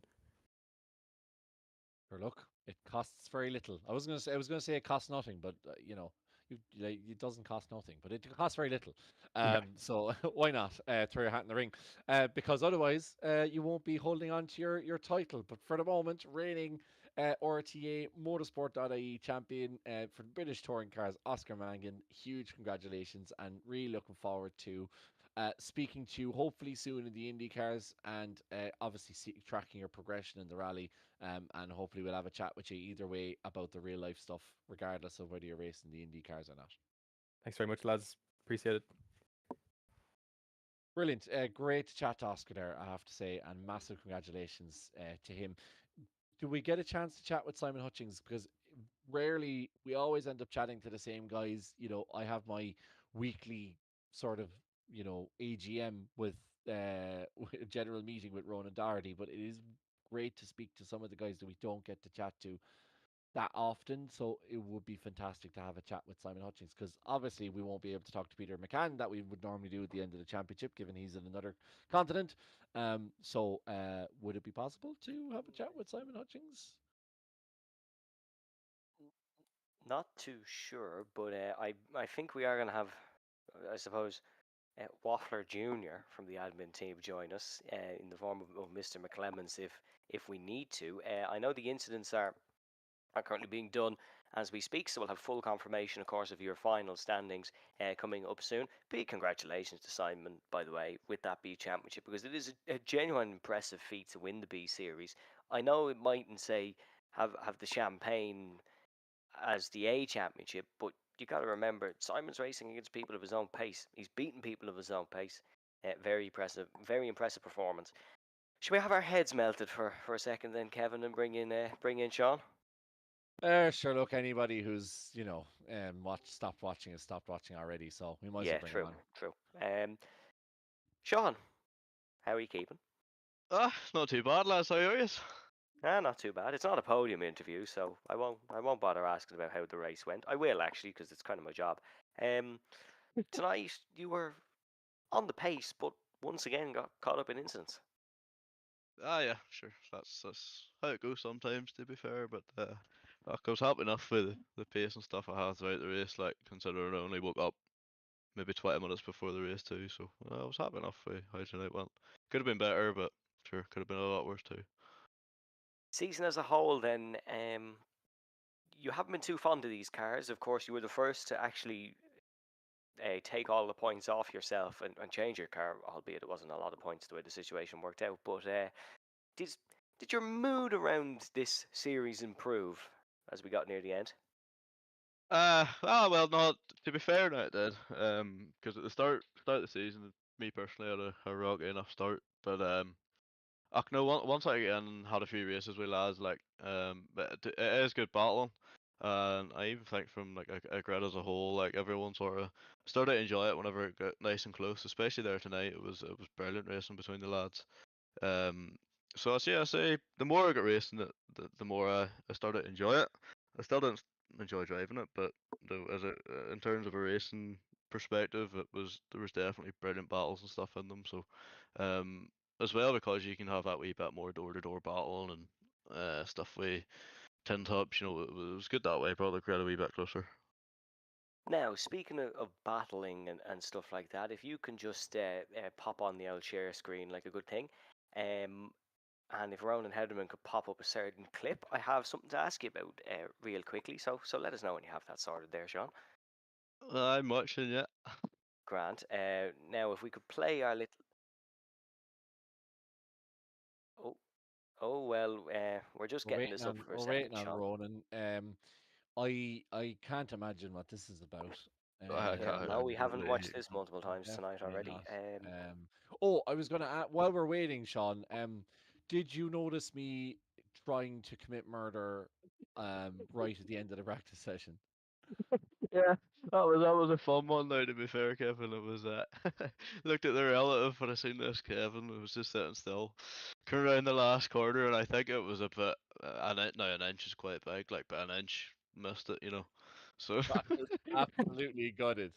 I I saw you coming, and this is what makes it worse. Like I'm racing in VR, so I was looking out the window and I could see you coming over the hill, and then I was like, oh, don't want to do this too early because he's just gonna dodge out of the way. Got to do it late enough that he has nowhere to go, and then we were just like, "Meh." Like, I didn't expect it though, to be fair, but no, it was good. It was funny. nope, No, we don't need audio. we don't need audio, Ronan. Danny Dempsey's just told me to hurry up, by the way. That fair enough. That's Um, the time. yeah, yeah, true. I imagine they're waiting on us. So let's have a look at this real quickly then. Sean, talk us through this little blunder you had in practice then while trying to annoy one of our own. If it's on. Okay, Oh, Ronan seems he to didn't even have know what I was talking woken about. up. Speaking of waking up late, Ronan only seems to have joined us at the table, and I was now finding the clip that he had already played earlier on in the stream. But we will get there. What So other insert could I have been talking about? It's not like we have how to do an oil change on speed dial, which Oh, lads, evidently took what's Sean a that? lot longer than it should have. But the less said about that, the better. uh, Actually, Wouldn't do be. lads. It has to be done, like, doesn't it? this is really, and I mean, this is There's Crash 10 people watching TV this, by the way. before we even talk about Crash. This is Crash TV before the actual Crash. Um, but the joke is almost gone at this point. It's taken so long for this to come up. It's not even funny at this point. It's not okay. Let's just Basically, forget the Sean whole thing. spun while trying to chase Kevin and annoy him in practice, but Yeah, I tried to push Kevin along and get him, like, push him along in the straights and come out with cold tires and well, sure, I didn't have as much grip as I anticipated, like, but sure that happens too, like. I didn't have as much grip as anticipated, officer. Right. spun Uh, 360 or whatever that phrase goes. Hot grip. so, right, let's wrap this up before we Yeah, get we're being into given any out more to, so. with the depths of despair. Sean, thanks a million. Indy cars, should we do a 4-hour special? Last question. A 4-hour special would be amazing. Okay, well, there you have it, folks. Everyone's for it. Peter, get it done. Andrew, get it done. Rob, get it done. It needs to happen. So that's our call out to you as broadcasters. Don't forget, Motorsport.ie is where to go to for all of the latest updates in the world of Irish motorsport. No doubt they were following our championship winner Oscar Mangren's progress over the weekend in the county of Cavan. And do remember to give us a subscribe and a like. I know most of you that are still watching have probably already done that. But yes, thank you so much for joining us. We will not be here next week. We'll have a gap week due to the switches of seasons, and we'll be back for the RTA IndyCar series. We'll be kicking things off with the first round in, if I can find it very quickly, I think it's in. No, gone straight out of my head. I was going to say it's Mid Ohio, but it's actually not Mid Ohio. Road America. It is Road America we are heading to. So back to Road America where we were last season, I think. So yeah, Road America, Watkins Glen, Indianapolis, Daytona Roval, Mid Ohio, Long Beach, Daytona, and then Barber. So 2 oval tracks in that. Plenty to look forward to. But until then, have a great week. Stay safe. Enjoy the bank holiday. Slán go fóill.